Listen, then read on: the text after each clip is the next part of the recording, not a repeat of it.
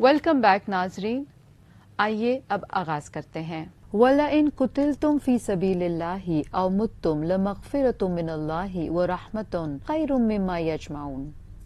اور البتہ اگر قتل کیے جاؤ تم اللہ کے راستے میں یا مر جاؤ تم، البتہ بخشش اللہ کی طرف سے اور رحمت بہت بہتر ہے اس سے جو وہ جمع کر رہے ہیں۔ اگر دیکھا جائے تو پچھلی آیت میں جس طرح کہا جا رہا تھا، اور یہ منافقین مدینہ کا جواب تھا کہ اگر یہ لوگ ہمارے پاس رہتے تو نہ تو یہ لوگ مارے جاتے اور نہ ہی ان کا قتل ہوتا، یعنی ہمارے پاس گھروں میں مدینہ میں ہی رہتے اور غزوے پہ نہ نکلتے۔ تو اس آیت میں اگر آپ دیکھیں تو اللہ تعالیٰ اسی کا جواب دے رہے ہیں کہ اور البتہ اگر وَلَئِن قُتِلْتُمْ قتل کیے جاؤ تم، اور یہاں پہ قتل تم بھی قتلہ سے ہی ہے، کاف تا لام اس کا روٹ ہے، لیکن مجہول کا صیغہ ہے، اسی لیے اس میں آپ دیکھیں کہ نہیں پتہ چل رہا کس نے قتل کیا، لیکن کہا قتل کیے جاؤ تم فی سبیل اللہ، اللہ کے راستے میں، سبیل سین با لام راستہ، او یا مت تم مر جاؤ تم۔ ہو سکتا ہے غزوہ پر نکلنے سے پہلے رات کو بستر پر ہی انسان کی موت آ جائے جبکہ اس کی نیت تھی صبح غزوہ میں شامل ہونے کی، یا پھر ابھی غزوہ کے مقام پر نہ پہنچا ہوتا اور راستے میں موت آ جاتی۔ لمغفرتن البتہ بخشش، مغفرہ غین فارا غفرہ ہی اس کا روٹ ہے، پیچھے ہم نے غفور میں اس کو پڑھا، اور غفرہ اللہ تعالیٰ ڈھانپ دیتا، بخش دیتا، سزا نہ دیتا، اور مغفرت کس کی طرف سے؟ من اللہ، اللہ کی طرف سے، ورحمتن اور رحمت، را ہا میم، اور یہاں پہ رحمت اگر آپ دیکھیں کہ پیچھے انسان خواہ وہ مارا جاتا یا قتل کیا جاتا، تو قتل ہوتا اگر غزوہ میں تو شہید ہو جاتا، تو شہادت کا درجہ پالتا، تو پہلے شہید کا جو قطرہ خون کا گرتا ہے اسی کے ساتھ اس کے گناہ دھو دیے جاتے ہیں، ماں سوائے ایک گناہ کے، وہ شہید کا بھی معاف نہیں ہوتا، اور وہ ہے قرض۔ اگر شہید پر بھی قرض کسی کا دنیا میں رہ جائے تو وہ گناہ اس کا شہادت کے باوجود معاف نہیں ہوتا۔ اور یہاں پہ فرمایا کہ رحمت ہے، تو رحمت یہ کہ اگر وہ قتل کیا جاتا تو شہید ہو جاتا، اور اگر وہ مر جاتا بغیر غزوہ میں شامل ہوئے یا شہید ہوئے، مر بھی عام موت بھی آتی، تب بھی وہ اللہ کی طرف سے رحمت پاتا کہ اللہ اس کے گناہوں کو بخش دیتا۔ اس کی وجہ کیا ہوتی؟ وجہ یہ ہوتی کہ اس کی نیت تھی غزوہ میں شامل ہونے کی، اس کی نیت پر وہ بخشش کا مستحق ہو جاتا۔ خیرن بہت بہتر ہے، خیر یعنی کہ اللہ کی طرف سے بخشش رحمت بہت بہتر ہے، مما اس سے جو یجمعون وہ جمع کر رہے ہیں، جیم میم عین جمع کا لفظ اردو میں بھی آتا ہے، جو گھر بیٹھے کہہ رہے تھے کہ خود تو نہیں گئے اور پھر دوسروں کو بھی روک رہے اور کہتے اگر ہمارے پاس ہوتے تو نہ مرتے نہ قتل کیے جاتے۔ اللہ نے کہا جو وہ جمع کر رہے تھے، اور انسان بعض اوقات نیکیوں سے جن چیزوں کے عوض رکتا ہے، اگر اس کو آخرت کے ترازو پہ تول کر اگر کمپیئر کیا جاتا تو دنیا کی جس چیز کے پیچھے انسان آخرت کے اجر ثواب یا جو رحمتیں اور فضل اللہ کا پانے والا تھا اس کے مقابلے میں وہ کچھ بھی نہیں ہوتی۔ اسی لیے کہا جو وہ جمع کر رہے ہیں اس کے مقابلے میں تو یہ بہت بہتر تھا، یجمعون وہ جمع کر رہے ہیں۔ وَلَئِن مُتُّمْ أَوْ قُتِلْتُمْ لَإِلَى اللَّهِ تُحْشَرُونَ، اور البتہ اگر مر جاؤ تم یا قتل کیے جاؤ تم، البتہ اللہ کی طرف تم اکٹھے کیے جاؤ گے۔ وَلَئِن اور البتہ اگر، بیسکلی یہ لفظ واو کا ترجمہ اور لَئِن لا کا ترجمہ البتہ، اور ان اگر، مت تم مر جاؤ تم، میم واو تا موت سے، او یا قتل تم قتل کیے جاؤ تم، قاف تا لام قتل تم میں مجہول کا صیغہ آ رہا ہے اور جمع ہے قتل کرنا، لا البتہ الا طرف، آپ دیکھیں کہ لا لکھا ہوا ہے لیکن لام کے ساتھ جو الف ہے اس پہ چھوٹا سا آپ دیکھیں گے بعض اوقات آپ کو گول دائرہ سا بنا ہوا نظر آئے گا، اس کا مطلب ہے کہ اس کو ہم نہیں یہاں پہ پروناؤنس کر رہے، تو لَإِلَا اللہ البتہ طرف اللہ کے، تحشرون تم اکٹھے کیے جاؤ گے، یعنی کہ ایک شخص عام موت بھی مرے یا وہ شہادت کا درجہ پائے. بہرحال جو مر گیا تو وہ اللہ کے آگے ہی کھڑا کیا جائے گا اور اللہ ہی کے آگے اکٹھا بھی کیا جائے گا. تو شرون حشر سے اکٹھا کرنا مجھول کا صیغہ ہے، اور یہاں آپ دیکھیں ترجمے میں آ رہا ہے تم اکٹھے کیے جاؤ گے. یہ نہیں پتا چل رہا کہ کون اکٹھا کرے گا، بس کہا تم اکٹھے کیے جاؤ گے. تو جب ایسا ترجمہ آتا ہے تو اس کو ہم کہتے ہیں کہ یہاں پہ یہ مجھول ہے. فَبِمَا رَحْمَةٍ مِّنَ اللَّهِ لِنْتَ لَهُمْ وَلَوْ كُنْتَ فَظًّا غَلِيظَ الْقَلْبِ لَانفَضُّوا مِنْ حَوْلِكَ فَاعْفُ عَنْهُمْ وَاسْتَغْفِرْ لَهُمْ وَشَاوِرْهُمْ فِي الْأَمْرِ فَإِذَا عَزَمْتَ فَتَوَكَّلْ عَلَى اللَّهِ إِنَّ اللَّهَ يُحِبُّ الْمُتَوَكِّلِينَ. پھر بوجہ رحمت کے اللہ کی طرف سے نرم ہو گئے آپ ان کے لیے، اور اگر ہوتے آپ سخت خو سخت دل البتہ وہ منتشر ہو جاتے آپ کے آس پاس، بس درگزر کیجیے ان سے اور بخشش مانگیے ان کے لیے اور مشورہ کیجیے ان سے معاملے میں. پھر جب پختہ ارادہ کریں آپ تو توکل کیجیے اللہ پر، بے شک اللہ محبت رکھتا ہے توکل کرنے والوں سے.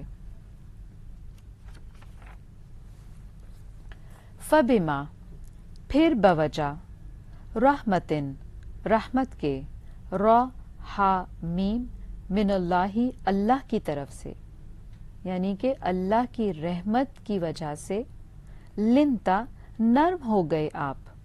لنتا لام یا نون لانا یلینو سے نرم ہونا اور نرم مزاج ہونا، لہم ان کے لیے یعنی صحابہ کے لیے.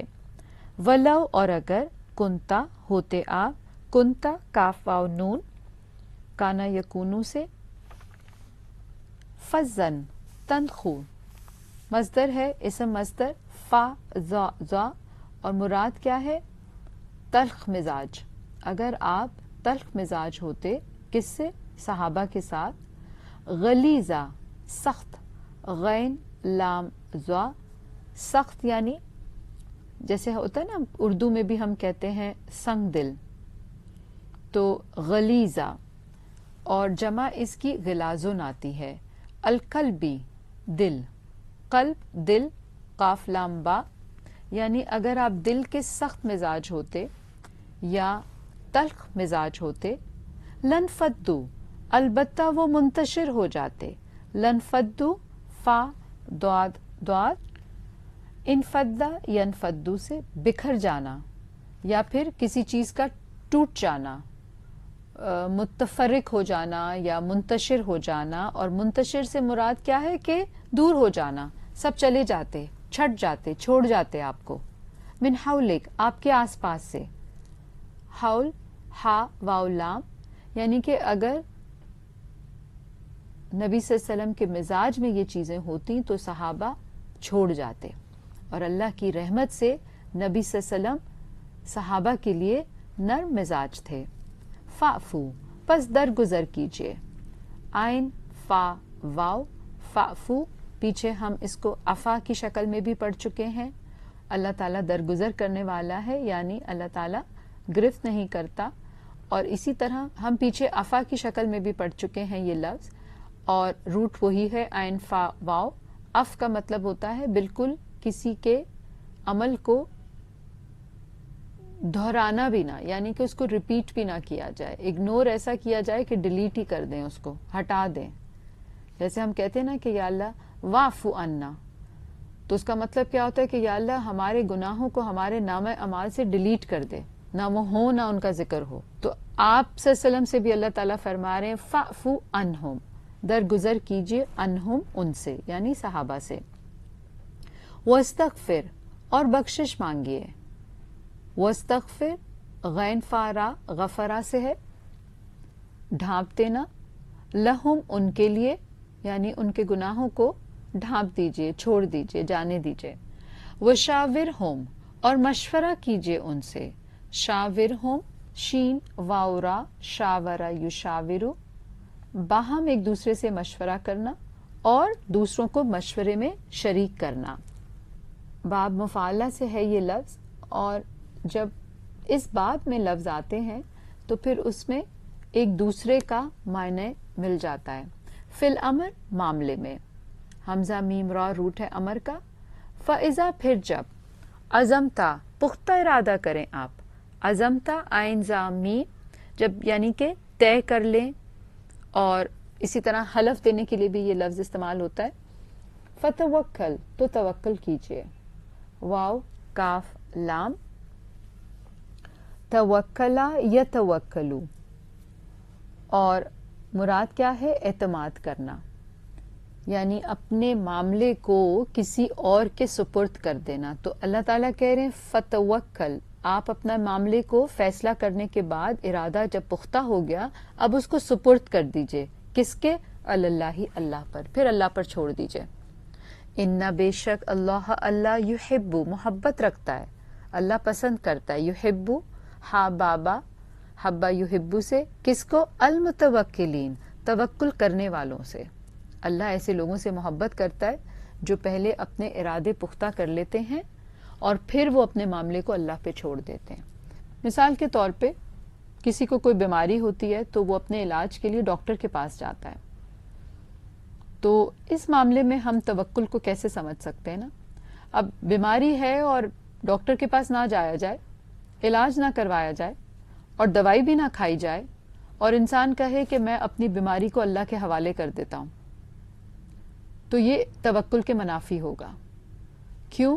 نبی صلی اللہ علیہ وسلم کی ایک حدیث کا مفہوم میں جو الفاظ آتے ہیں کہ اکل و توکل، کہ ایک شخص آیا، اس کے پاس اونٹ تھا، تو کہنے لگا کہ یا رسول اللہ، میں اپنے اونٹ کو کھلا چھوڑ دوں اور اللہ پر توکل کر لوں کہ وہ اس کا خیال رکھ لے گا، یا میں اپنے اونٹ کو باندھ دوں، رسی سے باندھ دوں، اور پھر میں اللہ پہ توکل کروں. تو آپ نے فرمایا اکل و توکل، کہ پہلے اس کو باندھو پھر اللہ پہ توکل کرو. یعنی کہ تم اپنی تدبیر بھی کرو، اپنی کوشش کرو، اور پھر اپنے معاملے کو اللہ پہ چھوڑ دو. تو اب جیسے مثال ڈاکٹر کی اور بیماری کی ہے، تو انسان ڈاکٹر کے پاس جائے گا، علاج معلوم کروائے گا اور پھر اس کی دوا بھی کھائے گا، لیکن ڈاکٹر کے ہاتھ میں جو شفا ہے وہ اللہ پہ چھوڑے گا. کیونکہ نہ تو مریض جان سکتا ہے کہ ڈاکٹر کے ہاتھ میں کتنی شفا ہے، اور ڈاکٹر خود بھی نہیں جانتا اس کے ہاتھ میں کتنی شفا ہے، کیونکہ اس کی شفا بھی اللہ کے اذن سے ہوتی ہے. تو یہ ہوتا ہے توکل، کہ انسان ارادہ پختہ کر کے اور معاملے کو اللہ پر چھوڑ دے، اور اللہ ایسے ہی لوگوں سے محبت رکھتا ہے. اسی کے ساتھ ناظرین ہمارا آج کا پروگرام مکمل ہوتا ہے. اجازت دیجیے. وآخر دعوانا ان الحمد للہ رب العالمین. سبحانک اللہم و بحمدک اشہد ان لا الہ الا انت استغفرک و اتوب الیک. السلام علیکم ورحمۃ اللہ وبرکاتہ.